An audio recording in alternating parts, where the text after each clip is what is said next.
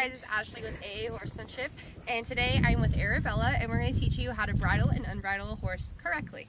So take your reins out of your way, and then you're going to get your bridle.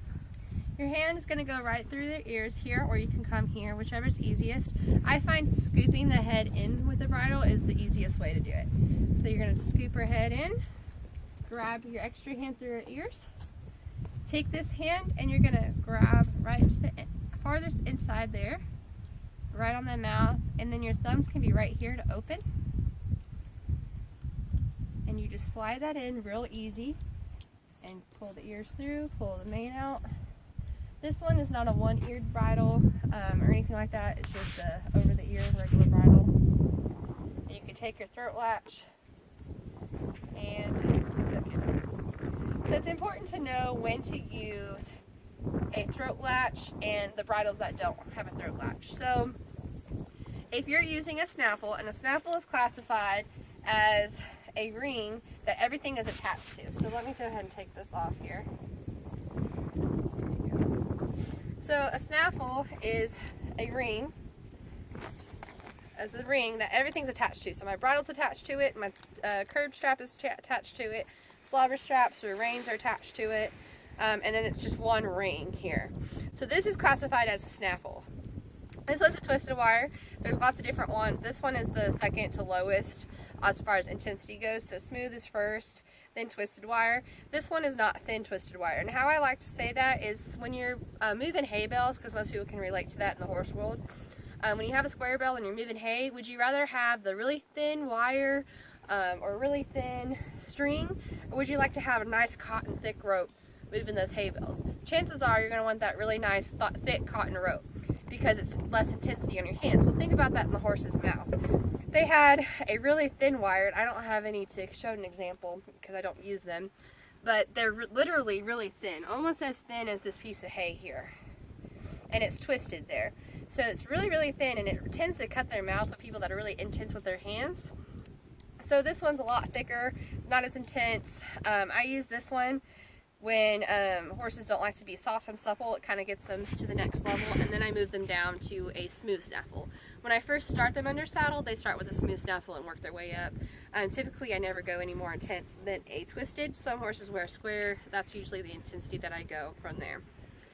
So we have our bridle. Now the next thing to remember is as far as throat latches go. So with a snaffle, when you pick your reins up or turn, you see how it kind of lifts that bridle up here? And so when both go up, that bridle can fall off just like that. And I've actually had this happen to me before when I was a beginner rider. I didn't know that snaffles needed a throat latch, and there actually is a purpose for it. I thought it was just for looks. I know it's silly, but some people do think that. So when you're lifting both reins up to, stop, back, whatever you're doing, you're lifting that bridle, and it's going to come up off of that horse's head. See how it goes up like that? So this throat latch is going to catch that from falling off of its head. Curb bits or shank bits tend to not do that. They don't actually pick the bridle up and off the head. They'll just lift up like this and be fine. There's no real thing. So you can take your throat latch off. You can use one-eared headstalls that don't have a throat latch on it if you have a shank or anything like that. But snaffles will fall off your horse's head. I repeat, will fall off your horse's head if you don't have a throat latch. May not, but it will happen, trust me. I was like, oh, the one-eared headstalls are pretty. They don't have a throat latch. Had a snaffle on because I was training a horse. I know, beginner trainer, not a good idea, but I was in 4-H, it was Project Horse. Lifted up on a rein, and my whole entire bridle fell off my horse. The horse took off running, had no way to stop it, had to jump off. It was really ugly. So don't do it. Bad idea. Put my bridle on here. Grab just like that here. Slide her in.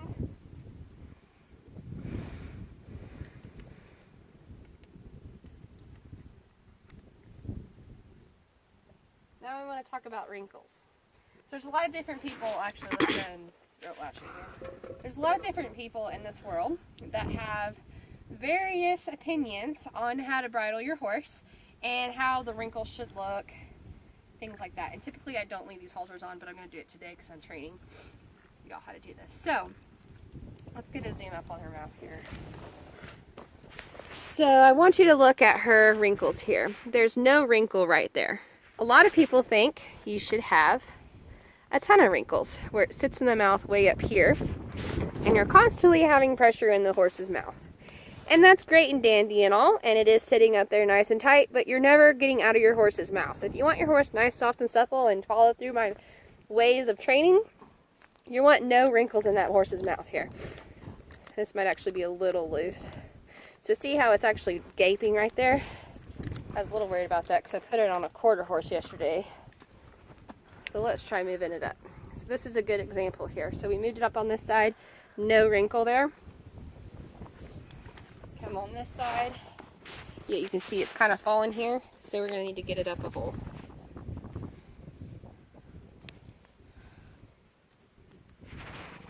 No wrinkle. So you can tell it's sitting nice and easy, resting there. It's not hitting her teeth. You know, if I open her mouth up here, see if she'll let us, you don't see any teeth right there. There's no teeth there. It's just sitting in her mouth. And there's a really cool video, I'll have to see if I can find it, where people talk about bits and where they sit in the horse's mouth, and you can kind of see the roof of the mouth. They use like a skeleton. I'll try to put that link below so y'all can kind of see how that works. But like I said, some people, they jam it up here in their horse's mouth, and they have control of their horse, a little bit more control because they're in their horse's mouth, but the horse never gets that release of pressure, and they start determining that the bridle is not really something that's fun. So if it just sits in her mouth nice and easy, when I ask her to flex or turn and I give her that, she gets that release. So, and that's why I like these slobber straps too, is they're heavy weighted, so as soon as I release, they fall and give her that pressure release there. So I'm never in her mouth, and I'm able to get her soft and supple because I'm not sitting there like this and making her constantly like this and feeling no release. Because if you're like this and then you pull more and release, you really don't feel. I mean, just try it. You take her mouth like this and pull a little bit and then release and go back to it, and you really don't have a release. People are like, oh, that's gross. Dirty hands in your mouth. You'll get used to it. Okay, so now we're actually going to take off the bridle and show you the steps to that. So we just redo our throat latch here. And as far as the bridle goes, you know, a lot of beginners will actually take off this part right here. They'll unclip it, have the bit falls out of their mouth, and no, that's not what you need to do. You just hook under their bridle here with this hand, take your opposite hand, meet it here, and just slide it off like that. There wasn't any jamming in her mouth, teeth were not getting hit, you know, I'm not taking a fork going ding, ding, ding, ding, ding on your teeth. Don't do the same with your horse's mouth. So then that's unbridling. So then from there, you can put your horse up. So thanks for watching. Make sure to subscribe to our channel, check out our other links, check out our other videos, and thumbs up. Thank y'all.